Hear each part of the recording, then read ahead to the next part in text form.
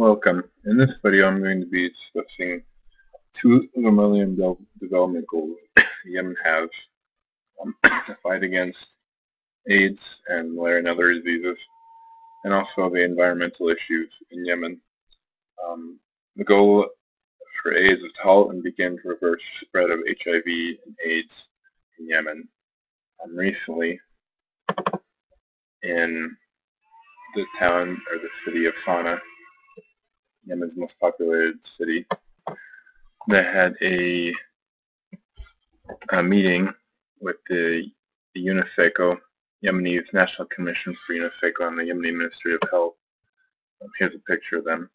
They collaborated to figure out how they could help equip and teach participants ways to prevent the spread of AIDS and help it digress in its progression. So far, AIDS spread in Yemen isn't known. It's not widely spread at the moment, but it's thought to be spreading quickly.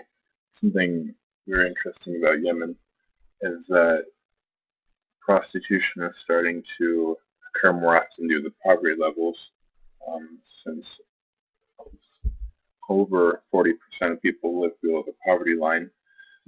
More and more women are turning towards prostitution, and they don't think it's a problem in the case of spreading AIDS, because they think that only Westerners carry the disease, so if they sleep with their own kind or with their own race, that it won't affect them. In many areas, they just don't have the means of educating people and for people to take seriously the danger of AIDS. The government can reach many people in Yemen due to the economic costs of trying to treat anyone. There's insufficient. This is a little town called Abs, however you say it. There's insufficient monitoring and surveillance of blood donations and transfusions because of that lack of organization. And they haven't gotten the memo, we'll say. Not only does Yemen deal with AIDS, they also deal with malaria and other diseases. If we look at this little map here of Yemen, we can see in the dark red is where it's highly prevalent, or it's very common from malaria to be for people to get malaria. And in the area of the light color, it's low prevalence or no prevalence. And all the surrounding countries are rather prevalent in malaria. And it's something that it's been difficult to deal with.